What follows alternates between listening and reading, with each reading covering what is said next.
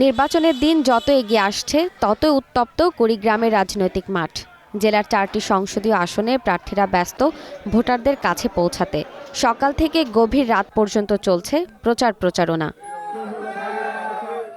জাতীয় নির্বাচনকে ঘিরে গ্রাম থেকে শহর সবখানেই চলছে গণমিছিল, ব্যানার, ফেস্টুন, লিফলেট বিতরণ, মাইকিং ও মানুষের সঙ্গে কুশল বিনিময়।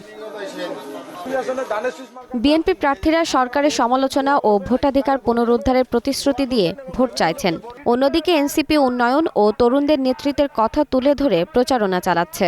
জামায়াতে ইসলামী ও ইসলামী আন্দোলনের প্রার্থীরাও ইসলামী মূল্যবোধ ও সুশাসনের বার্তা নিয়ে মাঠে সক্রিয়।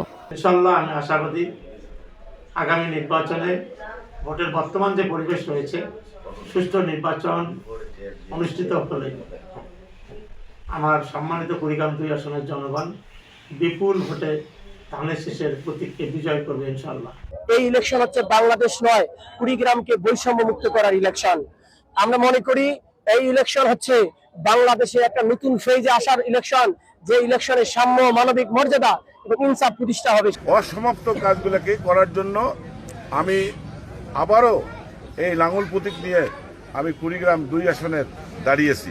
ভোটারদের মধ্যেও দেখা যাচ্ছে মিশ্র প্রতিক্রিয়া। কেউ পরিবর্তন চান, কেউ উন্নয়নের ধারাবাহিকতার পক্ষে। তবে সবাই চায় একটি শান্তিপূর্ণ ও গ্রহণযোগ্য নির্বাচন।